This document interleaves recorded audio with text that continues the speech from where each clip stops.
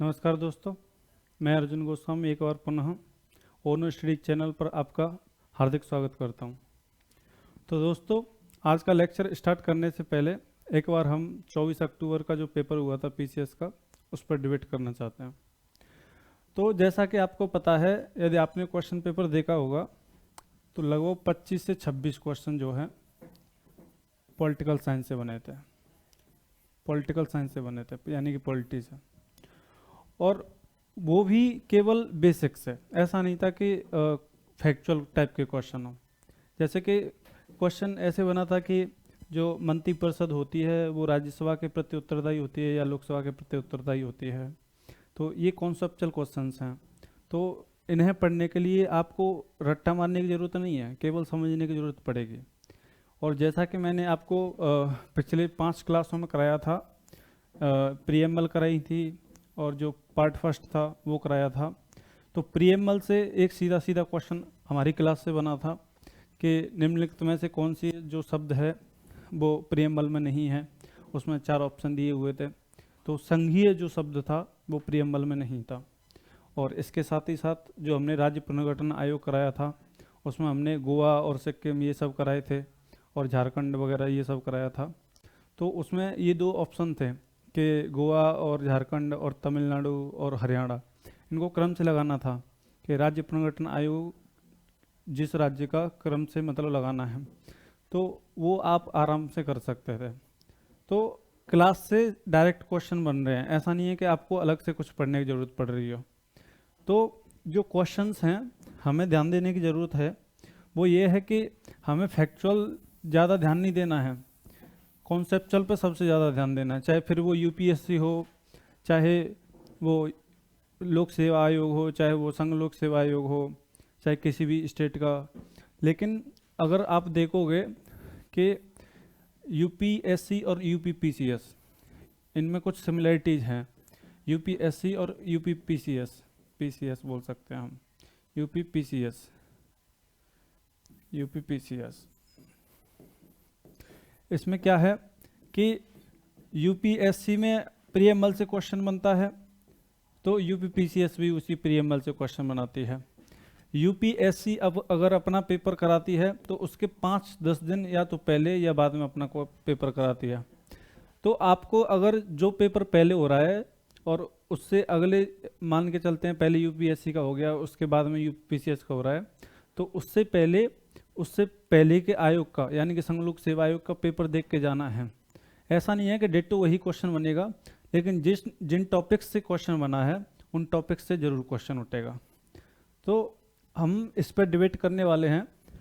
लेकिन हमारा जो चैप्टर रह गया था, सिटीजनशिप चल रहा था, उस पर पहले डिबेट करेंगे और उस टॉपिक को ख़त्म करते हुए, और फिर हमने आपसे प्रॉमिस किया था कि उस टॉपिक को ख़त्म करने के बाद हम आपको क्वेश्चन कराएंगे, बार बार रिवीजन कराएंगे।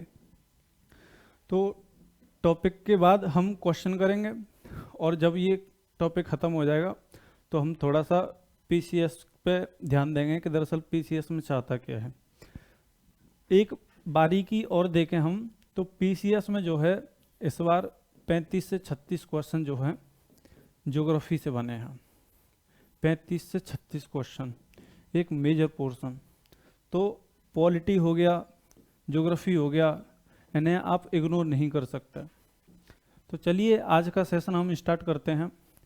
तो हम जो है चल रहे थे कि भारतीय नागरिकता जो है, जब संसद ने 1955 में नागरिकता अधिनियम पास किया था तो उसमें 5 तरह के आधार बताए थे कि भारतीय नागरिकता जो है इन 5 आधारों पर अर्जित की जा सकती है। वे 5 आधार कौन कौन से थे हमने देखे थे, एक बार पुनः देखते हैं कौन कौन से वो अधिकार आधार थे। पहला आधार था जन्म के आधार पर, जन्म के आधार पर। दूसरा था वंश के आधार पर, वंश के आधार पर, वंश के आधार पर। और तीसरा जो था वो था प्राकृतिक आधार पर, प्राकृतिक आधार पर, प्राकृतिक आधार पर। और जो चौथा था वो था रजिस्ट्रेशन। क्या था? रजिस्ट्रेशन। और जो 5वां था वो था आपका क्षेत्र समाविष्टि के आधार पर, क्षेत्र समाविष्टि के आधार पर, क्षेत्र समाविष्टि के आधार पर, क्षेत्र समाविष्टि के आधार पर, क्षेत्र समाविष्टि के आधार पर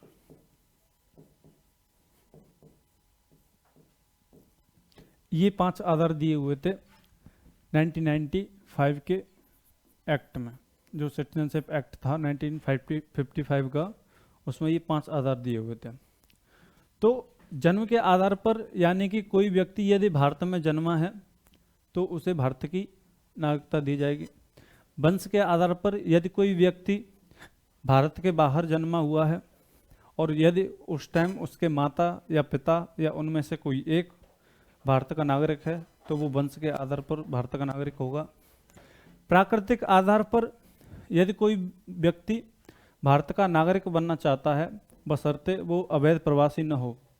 यदि कोई व्यक्ति भारत का नागरिक बनना चाहता है तो उसे यहाँ पे कम से कम 12 साल रहना पड़ेगा, उसके बाद रजिस्ट्रेशन कराना पड़ेगा, और 12 साल के बाद जो है उसे कम से कम 8वीं अनुसूची में से एक भाषा का अच्छे ज्ञाता होना पड़ेगा। कम से कम एक भाषा का ज्ञाता, यानी कि 8वीं अनुसूची में से किसी एक भाषा का अच्छा परिचित होना चाहिए। पर प्राकृतिक आधार के लिए ये जो है आधार रखे गए।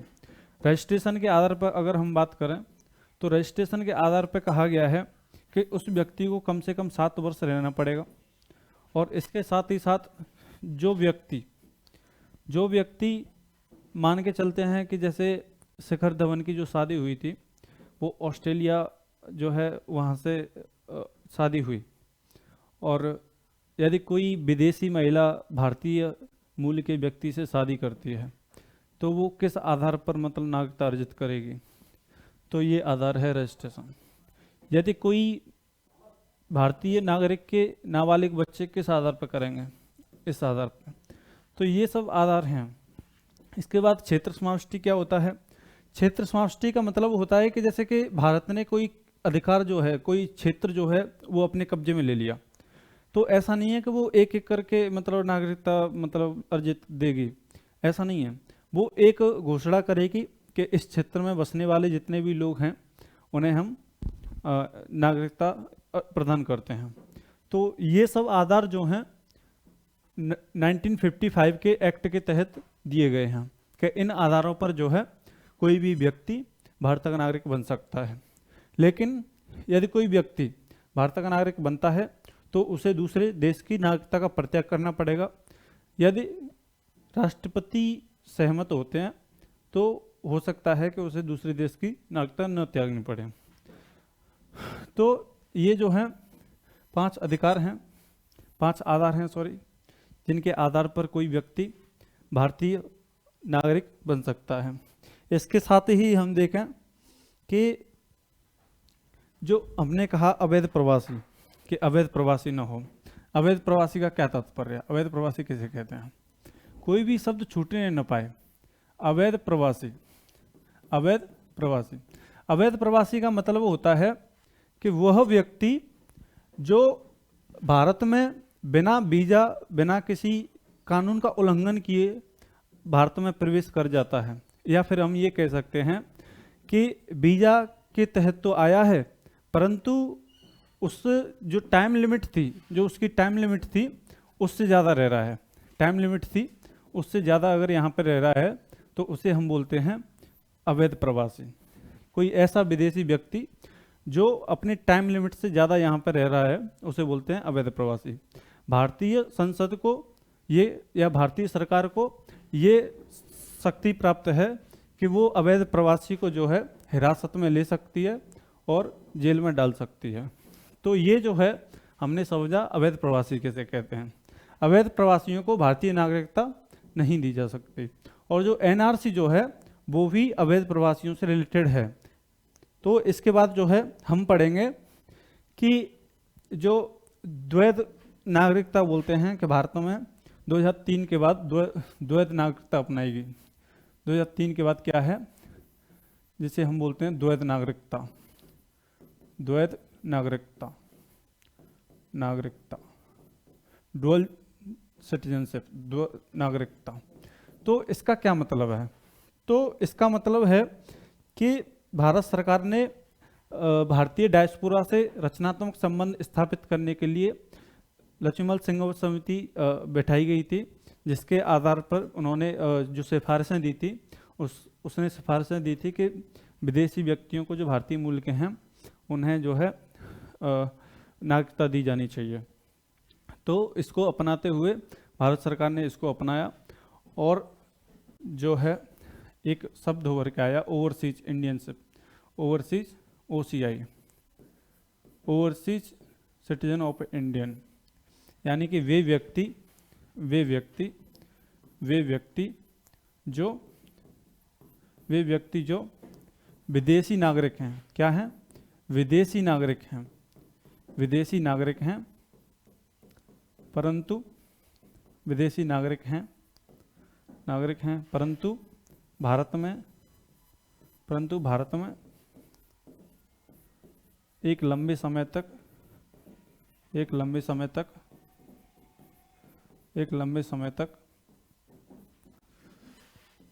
किसी कार्य विशेष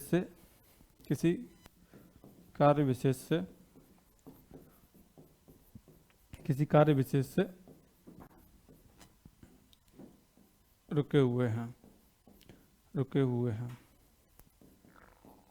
तो हमने देखा कि OCI कैसे बोलते हैं। तो 2003 के बाद जो द्वैत नागरिकता स्टार्ट हुई, जिसे हम OCI बोलते हैं, तो दरअसल अगर हम कह सकते हैं कि वे व्यक्ति जो विदेशी नागरिक हैं परंतु भारत में एक लंबे समय से किसी कार्य विशेष के लिए रुके हैं, उसे हम OCI बोलते हैं, यानी कि ओवरसीज सिटीजन ऑफ इंडियन। तो इसके ही साथ हमें कुछ और टर्मिनोलॉजी समझनी पड़ेगी और उसके साथ ही साथ हमें इनमें अंतर करके देखना पड़ेगा कि दरअसल इसमें मतलब कि OCI में, NRI में, PIO में क्या अंतर है, और इन सब के तहत हम देखेंगे कि किसको विशेषाधिकार प्राप्त हैं, OCI होने के विशेषाधिकार क्या प्राप्त हैं। तो ये सब हम देखने वाले हैं। तो हम जब सबसे पहले देखेंगे तो वो है कि पहला है OCI, पहले कर लेते हैं NRI, PIO और फिर कर लेते हैं हम OCI। क्या? OCI। ये तीन हैं, तीन टर्मिनोलॉजी हैं, तीनों को हम अच्छे से समझने वाले हैं और इन तीनों का क्या क्या मतलब है ये हम समझेंगे। मैंने OCI आपको समझा दिया। PIO, person of Indian origin, यानी कि वे व्यक्ति जिनके माता पिता जो है कभी भारत के नागरिक रहे हों, उन्हें बोलते हैं हम पर्सन ऑफ इंडियन ओरिजिन। तो पर्सन ऑफ इंडियन ओरिजिन वे व्यक्ति जिनके माता पिता या दादा दादी भारत के क्या रहे हों, नागरिक रहे हों, उन्हें बोलते हैं हम Indian, person of Indian origin. अब NRI कैसे बोलते हैं? नॉन रेसिडेंट ऑफ इंडियन, यानी कि प्रवासी भारतीय भी NRI को बोलते हैं। NRI का मतलब होता है कि ऐसे व्यक्ति, ऐसे भारतीय नागरिक जो किसी कारण विशेष से विदेश में रह रहे हों एक लंबे समय से। उदाहरण के लिए जैसे कि एक भारतीय नागरिक जो है या भारतीय छात्र जो है अमेरिका में अगर स्टडी करने के लिए जाता है एक लंबे टाइम के लिए, तो उसे बोलते हैं हम NRI। तो इस तरह हमने देखा, ऐसे हम क्या बोलते हैं? अप्रवासी भारतीय, अप्रवासी भारतीय, अप्रवासी भारतीय, अप्रवासी भारतीय, प्रवासी भारतीय, सॉरी। तो हमने देखा NRI किसे कहते हैं। अब यहाँ से अगर तुमने हिस्ट्री पढ़ी होगी, आपने हिस्ट्री पढ़ी होगी, तो वहाँ पे आपने देखा होगा कि गांधी जी जो है 9 जनवरी 1915 को जब वहाँ से लौटे थे अफ्रीका से, तो उनकी याद में क्या मनाया जाता है? प्रवासी भारतीय दिवस। तो प्रवासी भारतीय दिवस इसलिए मनाया जाता है क्योंकि गांधी जी जो थे वो NRI थे, यानी कि प्रवासी थे। तो इसलिए एनआरआई को क्या कहा जाता है? प्रवासी कहा जाता है। तो एनआरआई, पीआईओ और ओसीआई, इन तीनों में हमने देखा कि दरअसल होते क्या हैं। तो अब इसके बाद हम देखेंगे कि इन तीनों में अंतर क्या क्या है। यदि हम देखें कि पहली चीज, इन्हें जो है एनआरआई को जो है सभी नागरिक अधिकार प्राप्त हैं। क्या है? सभी नागरिक अधिकार प्राप्त हैं। सभी नागरिक अधिकार प्राप्त हैं। पहली चीज, इन्हें कोई विशेष नागरिक अधिकार प्राप्त नहीं, कोई विशेष अधिकार प्राप्त नहीं, कोई विशेष अधिकार प्राप्त नहीं है। ठीक है। और ओसीआई जो है, इन्हें क्या है? इन्हें कुछ अधिकार प्राप्त हैं। कौन कौन से हैं वो अभी हम देखेंगे। अधिकार प्राप्त हैं। तो एनआरआई जो है उन्हें सभी नागरिक अधिकार प्राप्त होते हैं, जैसे वोट देने का अधिकार, मत देने का अधिकार, और जो नागरिक अधिकार होते हैं जैसे आर्टिकल 15, 16, 19, 29, 30, बाकी जो सभी व्यक्तियों को अधिकार प्राप्त होते हैं वो सभी जो है एनआरआई को प्राप्त होते हैं। अब ओसीआई को जो है कौन कौन से अधिकार प्राप्त होते हैं, जैसे कि इन्हें जीवन पर्यंत क्या है? जीवन पर्यंत भारत में आने के लिए, भारत में आने के लिए वीजा की आवश्यकता नहीं होती है। वीजा की आवश्यकता नहीं होती है,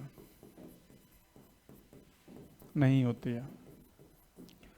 तो ओसीआई जो है, इन्हें कुछ अधिकार प्राप्त होते हैं जिनमें जैसे कि इन्हें जीवन पर्यंत भारत में आने के लिए वीजा की आवश्यकता नहीं होती है। हालांकि ओसीआई को जो है ये कुछ रेस्ट्रिक्शंस भी हैं, जैसे कि ये जो है राष्ट्रपति नहीं बन सकते, राष्ट्रपति नहीं बन सकते, पुलिस अधिकारी या सेना में नहीं जा सकते, यानी कि पब्लिक सर्वेंट नहीं बन सकते।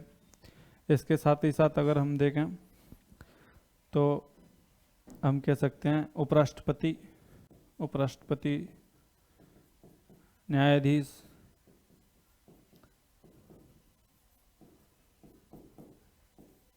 कोई मतलब ऐसा पद जो मतलब संवैधानिक पद हो वो धारण नहीं कर सकता है। यह है ओसीआई। और एनआरआई वो सभी पद धारण कर सकते हैं। ये तो नागरिक ही होते हैं। क्या होते हैं? नागरिक होते हैं। क्या होते हैं? नागरिक हैं। तो वो सभी अधिकार जो एक भारतीय नागरिक को प्राप्त होते हैं, इन्हें कोई विशेष अधिकार प्राप्त नहीं। हालांकि इन्हें ये क्या है? ये पुलिस अधिकारी बन सकते हैं। क्या है? पुलिस या डिफेंस में जा सकते हैं, बशर्ते क्या है?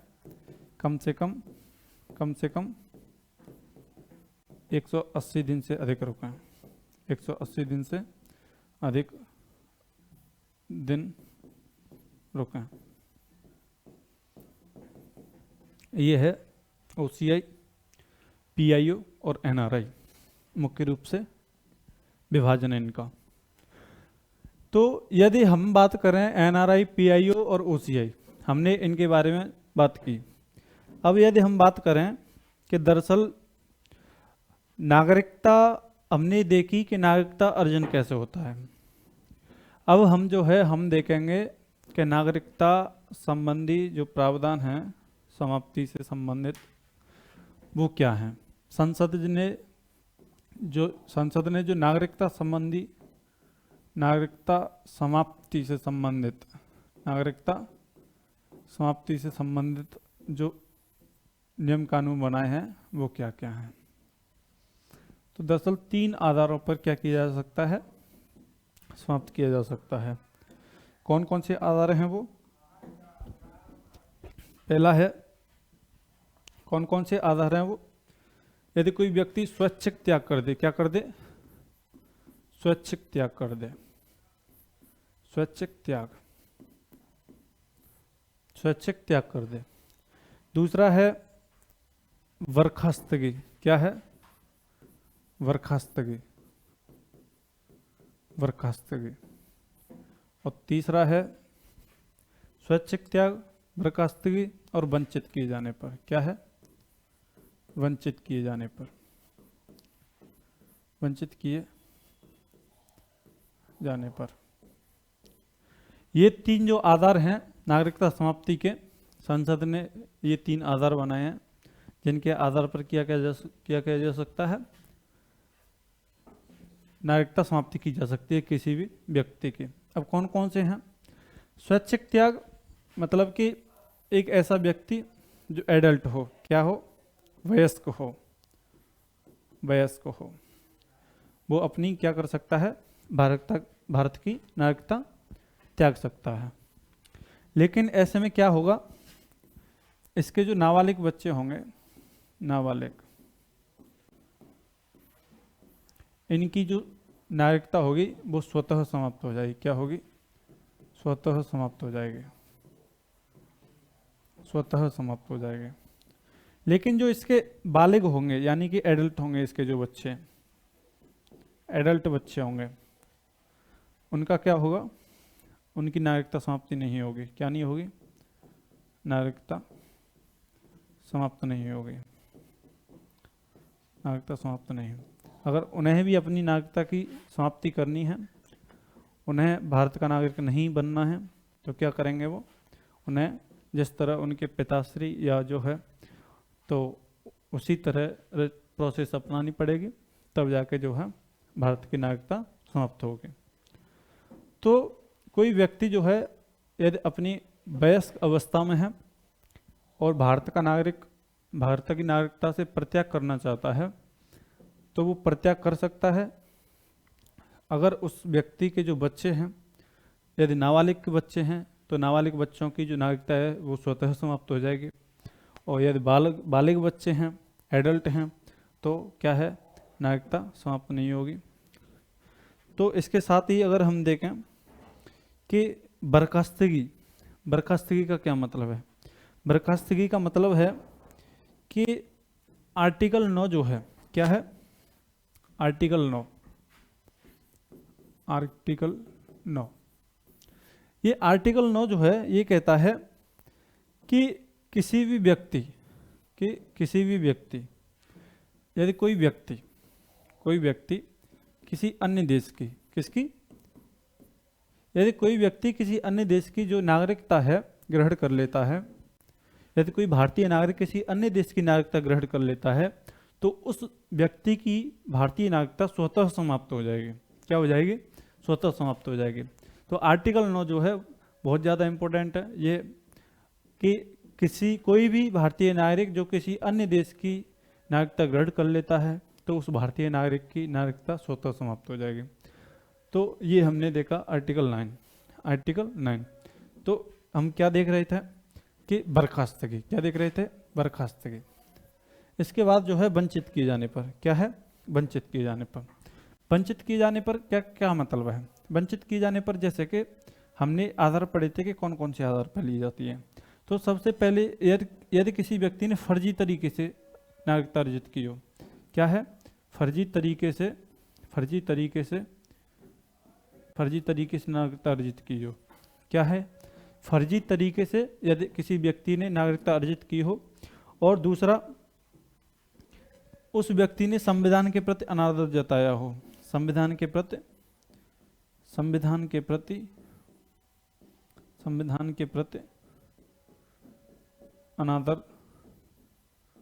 अनादर जताया हो, यानी कि जिस व्यक्ति ने भारतीय संविधान की अनादर जताया हो, आदर नहीं किया हो, तो ये जो है उसकी नागरिकता समाप्त की जा सकती है।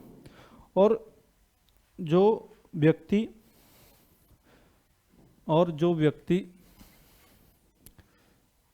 युद्ध के समय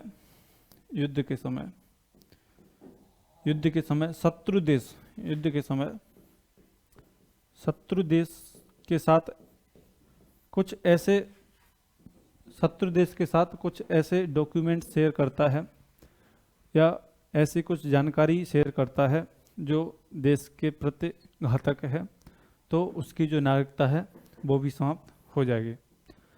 इसके साथ ही साथ जिस व्यक्ति ने या कोई विदेशी व्यक्ति ने प्राकृतिक आधार पर या रजिस्ट्रेशन के आधार पर नागरिकता अर्जित की है और यदि वह व्यक्ति एक लंबे टाइम तक अपने देश में रहता है या फिर उसे जेल हो जाती है किसी विदेश में, तो उसे क्या हो जाएगा, उसकी नागरिकता समाप्त की जा सकती है, नागरिकता समाप्त की जा सकती है। यानी कि वे लोग जिन्होंने भारतीय नागरिकता अर्जित की है, विदेशी व्यक्ति, तो उनकी भी नागरिकता छीनी जा सकती है। तो ये कुछ आधार थे। ये यदि उन्हें जो है 2 वर्ष की सजा हुई हो, कितने की, 2 वर्ष की सजा, कहाँ पे, विदेश में, तो उनकी नागरिकता समाप्त हो जाएगी। तो ये कुछ आधार थे कि जिनके आधार पर जो है नागरिकता समाप्त की जा सकती है। अब यूपीएससी में जो क्वेश्चन बना था वो ये था कि निम्नलिखित कथनों पर विचार कीजिए। निम्नलिखित कथनों पर विचार कीजिए।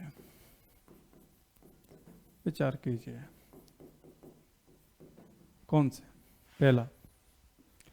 पहला था कि जो राष्ट्रपति होगा, क्या होगा, राष्ट्रपति होगा, भारत का राष्ट्रपति होगा, वो केवल जन्म से होगा। राष्ट्रपति होगा केवल जन्म से नागरिक, केवल जन्म से नागरिक, पहली चीज। और जो दूसरा स्टेटमेंट था इसका, वो था कि यदि कोई विदेशी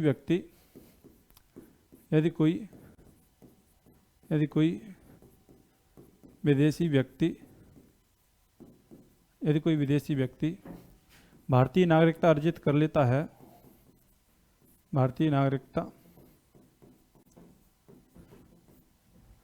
अर्जित कर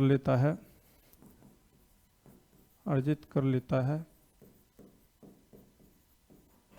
तो उसकी नागरिकता छीनी नहीं जा सकती, तो उसकी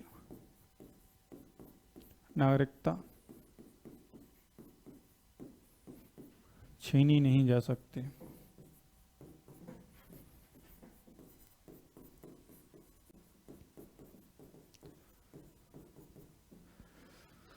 तो ये 2 स्टेटमेंट थे। एक और तीसरा था, लेकिन वो अभी हम इसके बारे में बात करते हैं। ये 2 स्टेटमेंट है, इसमें हमने देखा कि न केवल जन्म से बल्कि प्राकृतिक आधार पे, क्या, प्राकृतिक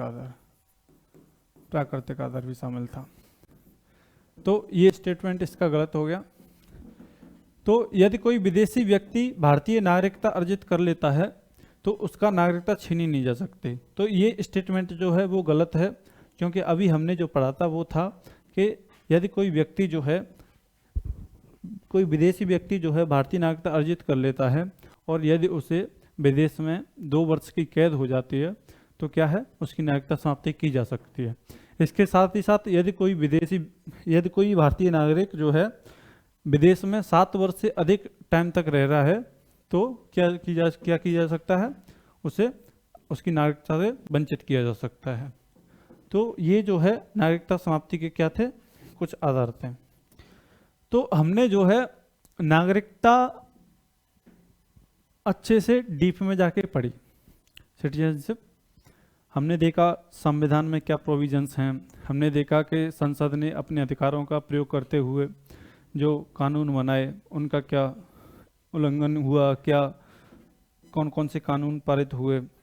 तो हम जो है अब अपने क्वेश्चंस को करते हैं। क्या है? हम अपने क्वेश्चंस को करते हैं। तो आते हैं हम अपने क्वेश्चंस पे।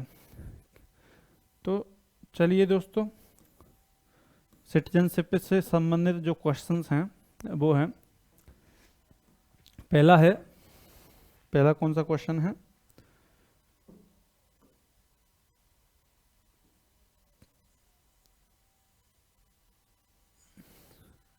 पहला क्वेश्चन है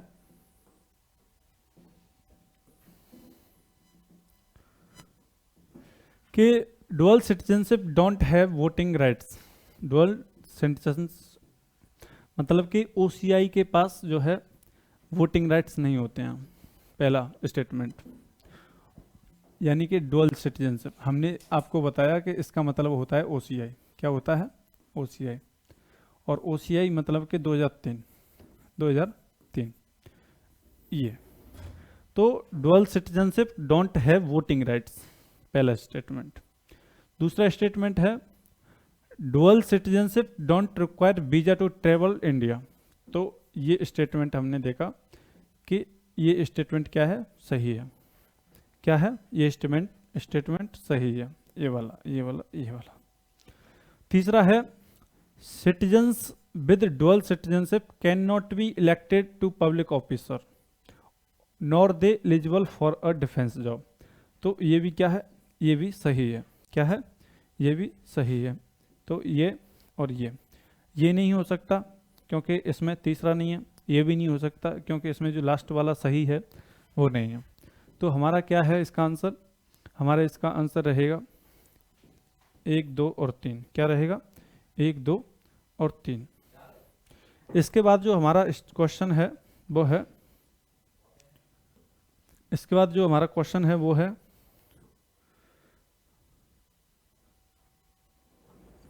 कि which of the following are the conditions for acquiring Indian citizenship. Which of the following are the conditions for acquiring Indian citizen. मतलब कहने का मतलब ये है कि भारतीय नागरिकता अर्जित करने के लिए निम्नलिखित में से कौन सी आधार हैं, कौन से आधार हैं? तो हमारे पास जो है डोमिसाइल या डिसेंट या registration, domicile descent registration and holding property. देखिए होल्डिंग प्रॉपर्टी तो है नहीं, ये तो गलत हो गया, या नन ऑफ दिस, तो ये भी गलत हो गया। अब हमारे पास क्या है? Domicile descent and registration. 5 आधार होते हैं जिनमें से 3 आधार ये हैं। तो हमारा आंसर क्या हो गया? B, no doubt. इसके बाद जो है हमारा जो नेक्स्ट क्वेश्चन है वो है,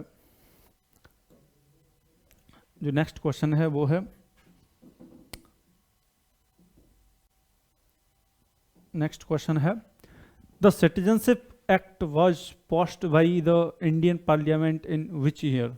मतलब कहने का मतलब ये है कि जो भारतीय संसद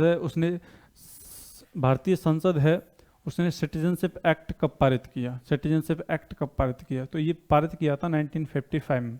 कब पारित किया था? 1955 में। तो इसका आंसर क्या हो गया? 1955 सी। इसका आंसर क्या हो गया? 1955। तो क्वेश्चन जो है इतने हार्ड नहीं है, आपकी क्लास से जो है सारे क्वेश्चन बन रहे हैं। देखो और क्या क्वेश्चन है। इसके बाद जो नेक्स्ट क्वेश्चन है कि निम्न में से कौन सी सुविधा विदेशियों को भारत में नहीं मिलती। निम्न में से कौन सी सुविधा विदेशियों को भारत में नहीं मिलती? तो देखिए जो विदेशियों को भारत में नहीं मिलते, यानी कि विदेशियों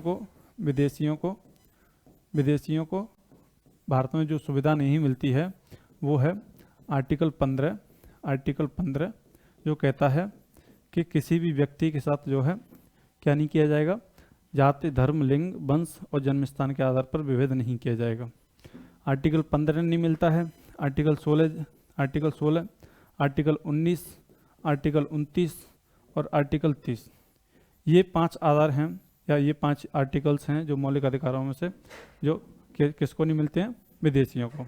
अब देखते हैं हम धर्म, जात, लिंग, जन्म स्थान के आधार पर भेद के विरुद्ध प्रतिषेध, ये किस में है? आर्टिकल 15 में। किस में है? आर्टिकल 15 में। संस्कृति एवं शिक्षा संबंधी अधिकार, ये किस में है? आर्टिकल 29 और 30 में। अभिव्यक्ति की आज़ादी, अभिव्यक्ति की आज़ादी मतलब आर्टिकल 19 में, आर्टिकल 19 में, आर्टिकल 19 में या उपरोक्त में से कोई नहीं। तो देखिए ये भी नहीं मिलती, ये भी नहीं मिलती और ये भी नहीं मिलती, तो इसका आंसर क्या होगा? ए बी सी तीनों होंगे, लेकिन इसमें दे नहीं रखा, तो इसका आंसर होगा डी। इसके बाद जो नेक्स्ट क्वेश्चन है वो है कि निम्न में से कौन सी सुविधा विदेशियों को नहीं मिलती? ये हमने कर लिया। ये है निम्न में से सुमेलित कीजिए। आर्टिकल्स दे रखे हैं और उन आर्टिकल्स के बारे में बात की गई है कि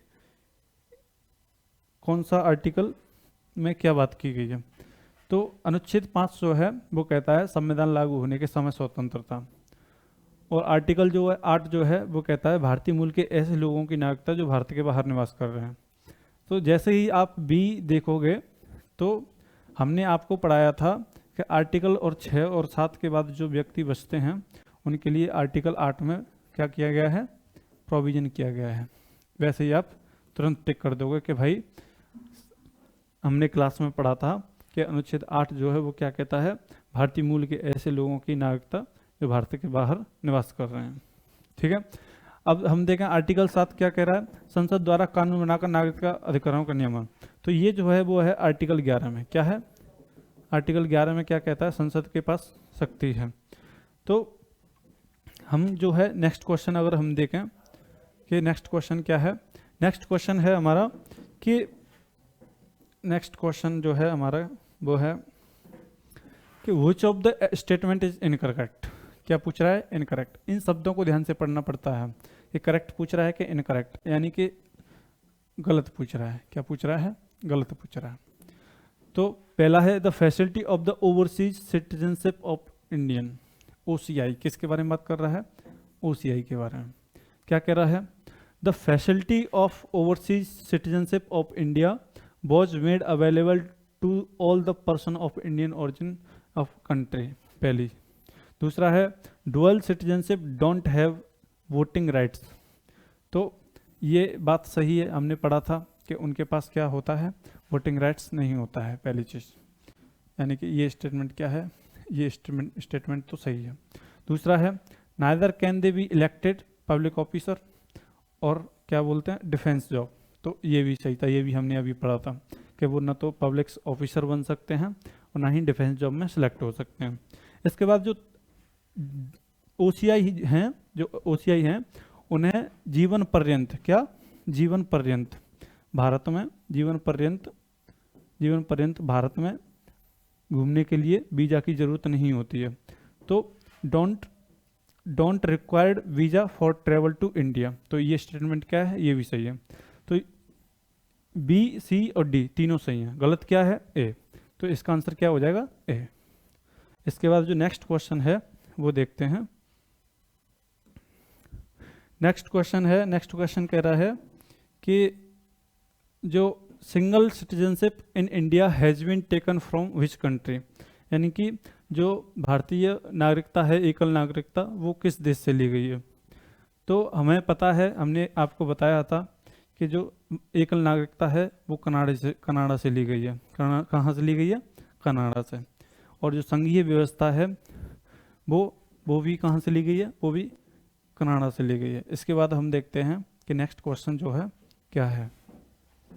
नेक्स्ट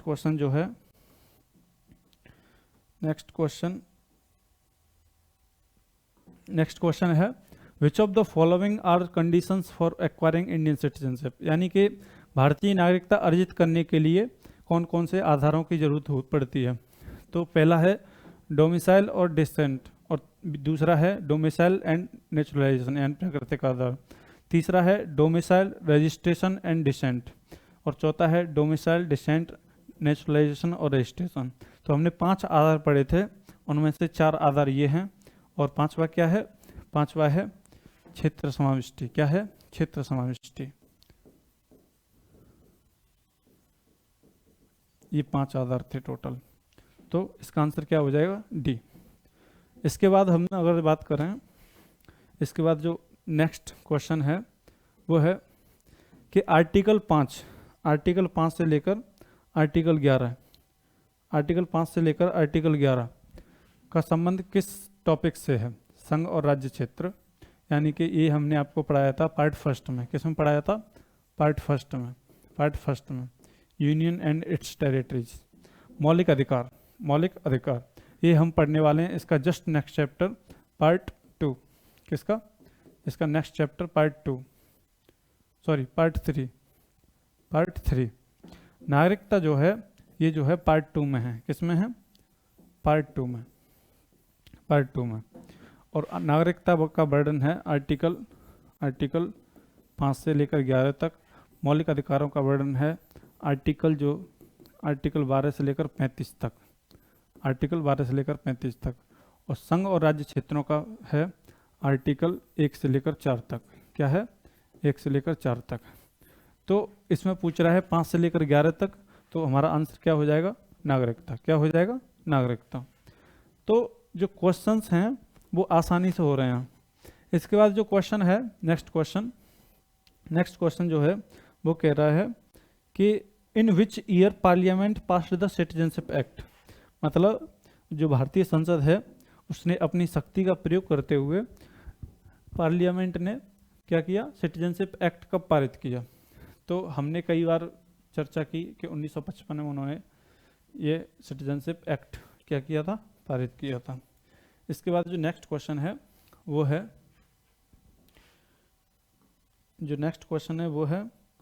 कि consider the following statements.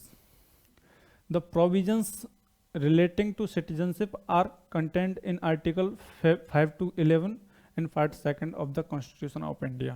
मतलब ये कह रहा है कि जो पार्ट 2 है वो आर्टिकल 5 से 11 तक, उसमें क्या किया गया है? सिटीजनशिप से संबंधित बात की गई है। तो ये क्या है? हमारा स्टेटमेंट सही है। और दूसरा जो है उसमें कही गई है कि जो the constitution of India provided a single citizenship for the entire country, यानी कि भारत में क्या है? सिंगल सिटीजनशिप अपनाई गई है। क्या है? एकल नागरिकता। क्या है? एकल नागरिकता अपनाई गई है। तो ये भी हमारा सही है।